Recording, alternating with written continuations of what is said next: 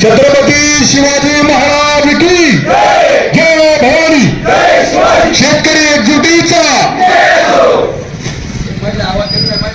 शेतकरी एकजुटीचा हीच कनेक्शन, हीच कनेक्शन। महाराष्ट्राचं आराध्य दैवत जाणता राजा छत्रपती शिवाजी महाराज, आपल्या गावचं कुलदैवत कुलस्वामी महासकांत या दोन्हींना वंदन करून या ठिकाणी आजचा जो धामणी गावावरती जो प्रसंग आलेला आहे त्या प्रसंगाला संबोधित करत असताना खरं तर ही वेळ कशामुळे आली याचं उत्तर शोधण्यासाठी आपण या ठिकाणी बसलेलो आहोत। उपोषण करण्याची वेळ कधी येते याचं उत्तर शोधण्यासाठी आपण या ठिकाणी बसलेलो आहोत। गेली 35 वर्ष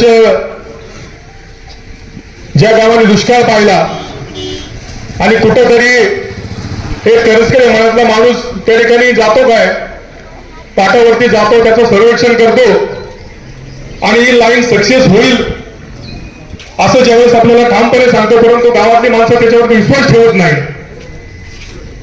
परंतु तो म्हणतो जाऊ दे, पैसे गेले तरी चालतील, परंतु लाईन सक्सेस झाली तर झाली, उद्याचं भविष्य त्या लाईनीमध्ये माझं दिसेल। एक महानगरपालिकेचा निवृत्त अधिकारी शामराव करंजकिले सारखा माणूस, त्यांनी प्रथमतः सर्वेक्षण केलं आणि करंजकिले म्हणायची लाईन सक्सेस केली आणि मग सक्सेस झाल्यानंतर गावातील लोकांनी म्हटलं की आता हे सक्सेस होतंय, आता आपली पूर्वनियोजित योजना जी आहे मालसकान ती करण्यापेक्षा आपण वैयक्तिक शेतकऱ्यांनी एकत्र येऊन ती योजना करू, अशा प्रकारचं एक ध्येय निश्चित केलं। करंजकिले मळ्याची लाईन सक्सेस झाली, सोमनाथरावांनी सांगितले सातबऱ्याची लाईन सक्सेस झाली आणि मग मागील वर्षी आमच्या मळ्यामध्ये मीटिंग झाली।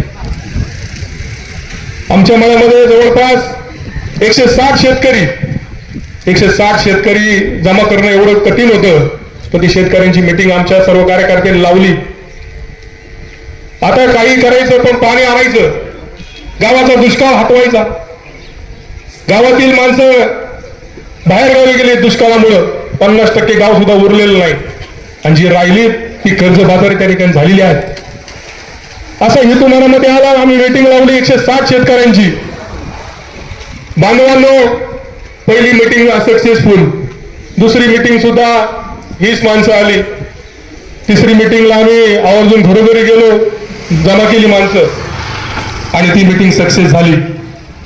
तरुणांनी आमच्या सर्वेक्षण केलं, जबाबदारी घेतली आणि 160 शेतकरी त्या ठिकाणी तयार झाले, परंतु त्यांच्या मनामध्ये शंका होती हे सक्सेस होईल काय, होणार नाही। परंतु आम्ही सक्सेस करून दाखवलं। कॉन्ट्रॅक्टर नेमला, पाटावरती गेलो, लाईन सुरू केली।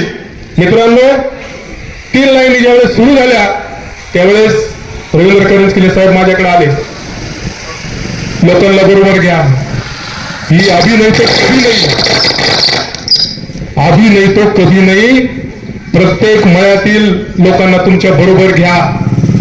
जो तुम्ही पाईपलाईनचा चळ ठाणलाय त्याच्यामध्ये सगळ्या लाईन आणा। आमची काही लोक म्हणायची कशाला उगाच त्यांना घ्यायचंय, परंतु करंजके साहेब तुमचं आम्ही ऐकलं आणि सर्वच्या सर्व लाईनी 8-9 लाईनी त्या चरामध्ये आपण सर्वांनी गाडून आणल्या। इतका त्रास झाला परंतु कुठेही आपण कमी पडलो नाही। कर्ज काढले, बायांनी दागिने गहाण ठेवले, हे सर्व करत असताना अनेक त्रास सहन केला, मात्र शासनाचं आगमोठं धोरण आज आपल्याला पाहायला मिळते। सगळ्या लाईनी गाडल्या गेल्या, वर्ष झालं परंतु पाणी येईना, का तर वीज कनेक्शन नाही। अनेक लोकप्रतिनिधींनी प्रयत्न केले, वामन भाऊंनी सांगितलं, लोकप्रतिनिधी गेले, मंत्रालयात गेले, विशेष बाब पण लिहून आली, पण विशेष बाबचं झालं काय ते पुढे मला माहित नाही। मात्र आज आपल्या डोळ्यासमोर फक्त एकच आहे शासनाच्या विरोधातलं की आम्हाला वीज कनेक्शन पाहिजे।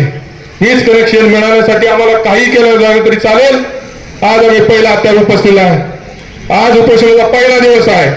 तर मित्रांनो, आज तुम्हाला या पारावरती निश्चितपणाने सांगतो, वीज कनेक्शन घेण्यासाठी जीवाची पर्वा न करता आत्मदहन करायला लागलं तरी चालेल आणि पहिला जीव माझा गेला तरी चालेल. 100% सांगतो की आता पाणी आणण्याशिवाय गप्प बसणार नाही, वीज कनेक्शन घेतलं तरी गप्प बसणार नाही असे या ठिकाणी इशारा करतो. शासनाचं आडमोठं धोरण आहे, निश्चितपणा नाही, पण शासनाला सुद्धा जाग आली पाहिजे, मंत्रालयापर्यंत हा आवाज पोहोचला पाहिजे. आज आम्ही उभे राहिलेलो आहोत की दुष्काळग्रस्त माणसं आज उन्हाळ्यात बसलेले आहेत. हे चटके हे त्यांच्या संघर्षाचे चटके आहेत आणि ह्या चटक्याला न्याय दिल्याखेरी आम्ही शांत बसणार नाही असं या निमित्ताने सांगतो. आमच्या योजनेमध्ये 160 लोक आहेत. या 160 लोकांना आम्ही न्याय दिल्याखेरी राहणार नाही, गावाला न्याय दिल्याखेरी राहणार नाही अशा प्रकारचे आश्वासन देतो आणि निश्चितपणानं आपण हा लढा सातत्यानं चालू ठेवणार, वीज कनेक्शन येईपर्यंत चालू ठेवणार अशा प्रकारचं आश्वासन देतो. धन्यवाद.